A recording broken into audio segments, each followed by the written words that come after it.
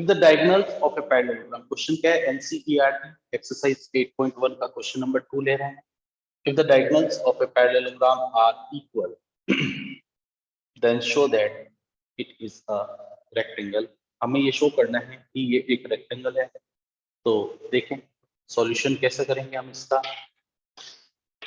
given ABCD is a parallelogram है, but diagram हम rectangle का ही बनाएंगे. क्यों बनाएंगे? क्योंकि हमें प्रूव करना है कि ये एक रेक्टेंगल होता है.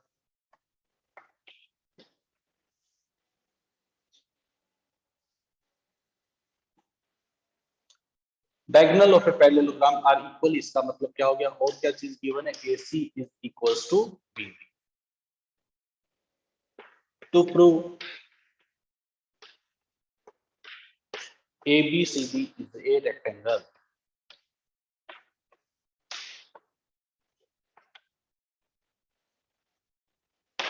हमें ये प्रूव करना है कि ABCD क्या है, एक रेक्टेंगल है. ठीक है जी, देखें आगे प्रूफ.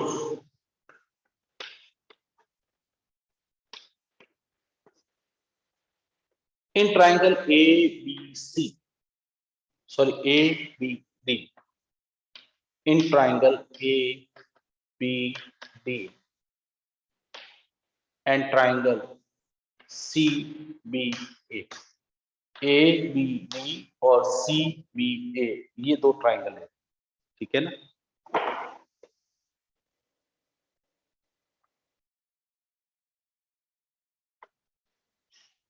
तो ट्राइंगल का नाम थोड़ा सही लिखे हैं क्या, BAD और ABC ऐसे. ट्राइंगल BAD नाम का बहुत फर्क पड़ेगा. देखिए BA फिर D, जब कॉन्ग्रुएंट प्रूव करने होते हैं या सिमिलर तो B से A तो A से B फिर C, अपोजिट चलते हैं. देखिए BA फिर ऊपर गया तो ये A से B जाकर के फिर ऊपर हो गया है ना, ट्राइंगल ABC. हमें 3 सुटेबल रीजन देने हैं, बस बात खत्म हो गई. बड़ा सिंपल सा काम है. सबसे पहला रीजन तो क्या हो जाएगा, AD equals to BC. AD जो है BC के इक्वल है. क्यों है आप सबको पता है, बिकॉज पैरेललोग्राम की अपोजिट साइड्स क्या होती हैं, इक्वल होती है. तो रीजन क्या लिखेंगे, opposite side of a parallelogram. ठीक है जी. दूसरी बात फिर हम कह सकते हैं AB equals to AB common,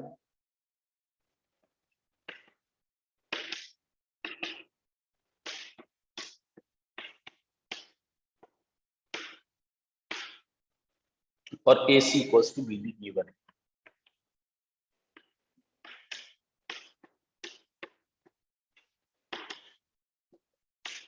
so by SSS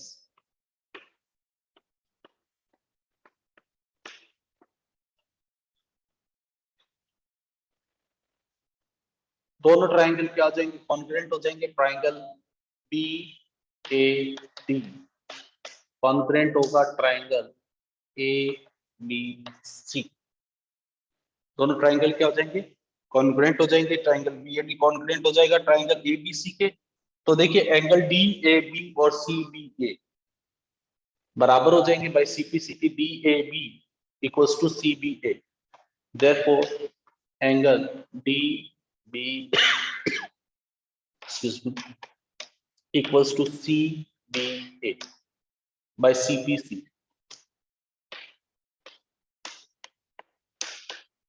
ये दोनों एंगल आपस में इक्वल हो जाएंगे. क्यों हो जाएंगे, CPCP से हो जाएंगे. अभी आगे देखिएगा, लेकिन मैं कह रहा हूं कि ट्राइंगल DBA और CBA का सम जो है वो 180 डिग्री है.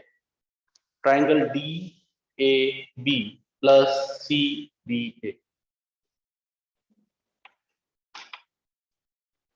DAB प्लस CBA को इंटीरियर एंगल है क्योंकि पैरेललोग्राम के अपोजिट साइड पैरेलल होती है.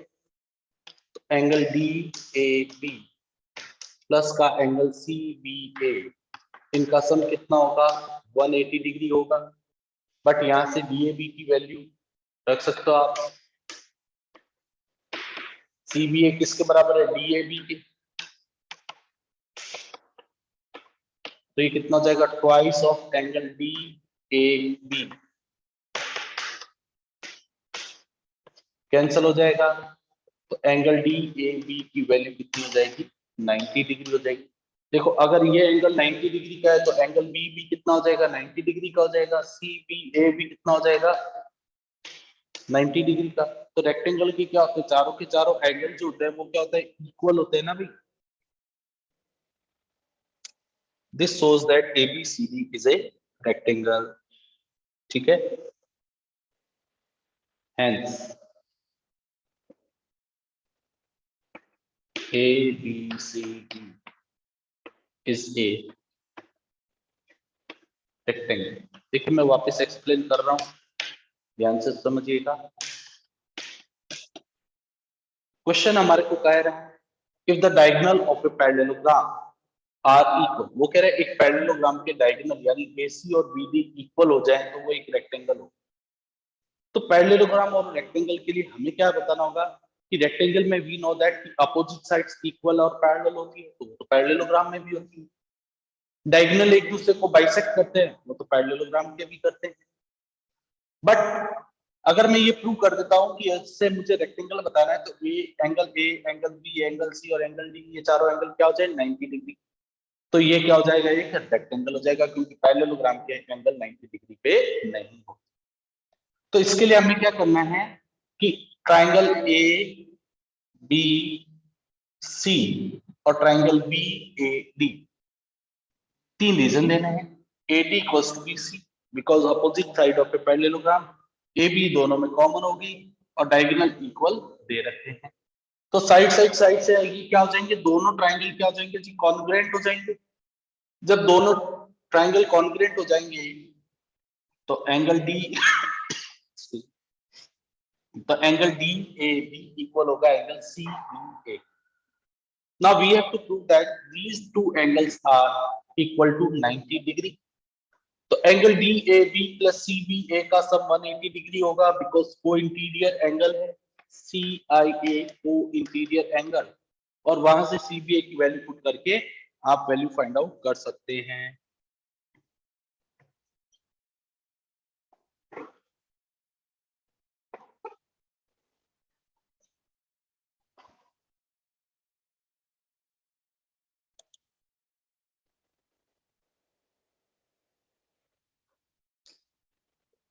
नेक्स्ट क्वेश्चन क्या है, show that if the diagonals of a quadrilateral, यानी किसी क्वाड्रिलेटरल के डायगोनल एक दूसरे को अगर 90 डिग्री पे बाइसेक्ट कर रहे हैं तो वो एक रोम्बस होगा। ये हमें प्रूव करना है। तो देखिए गिवन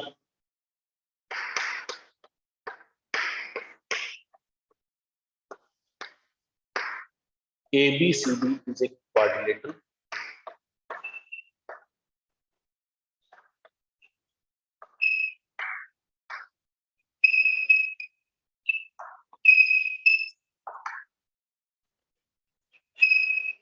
in which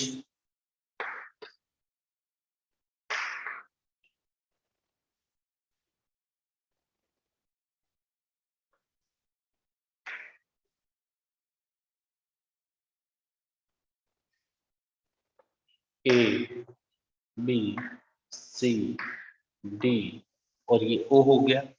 हम कह रहे हैं कि डायगोनल जो है एक दूसरे को बाइसेक्ट कर रहे हैं ना।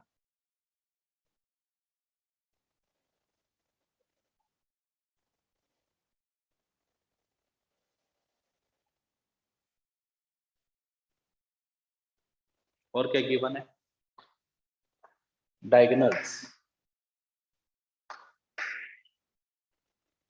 AC and BD bisect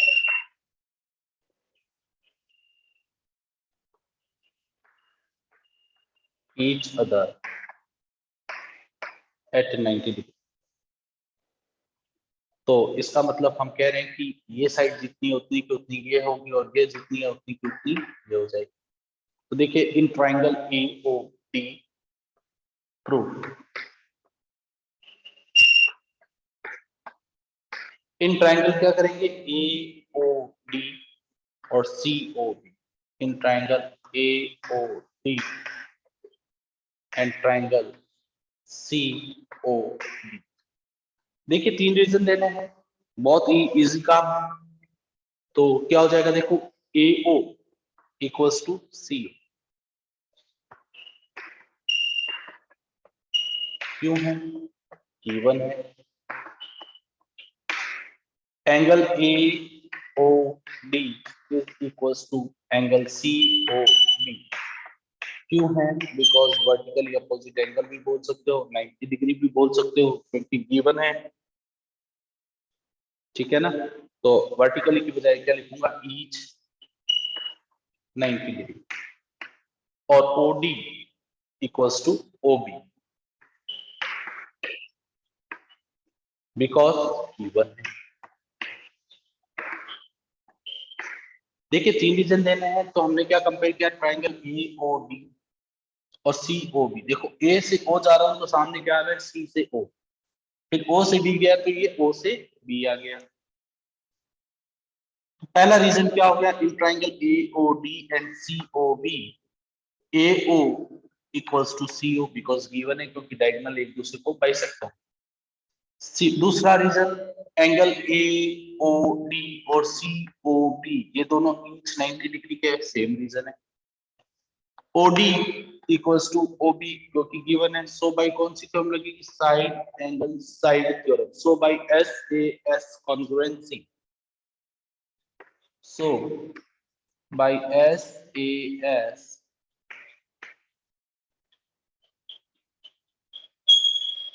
congruency, दोनों ट्राइंगल जो होंगे वो क्या हो जाएंगे, कॉन्ग्रुएंट हो जाएंगे। और मैं फिर कह सकता हूँ CPCT से AD BC के इक्वल होगा, और एंगल ADO बराबर होगा किसके, CBO के। Therefore triangle AOD is congruent with triangle COB, therefore AD, देखिए AD जो है किसके इक्वल हो गया, BC के। AD equals to BC by CPCT, ठीक है जी। एंड एंगल ADO बराबर होगा एंगल CBO के, same reason. But these two angles are alternate interior angles, लेकिन ये दोनों एंगल जो हैं वो क्या है, ऑल्टरनेट इंटीरियर एंगल है। ठीक है जी।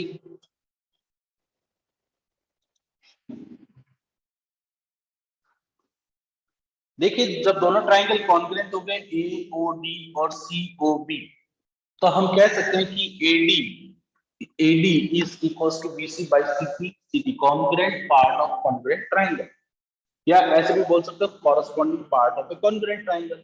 नाउ इन ट्राइंगल ADO ये वाला एंगल और CBO ये वाला एंगल भी आपस में इक्वल है।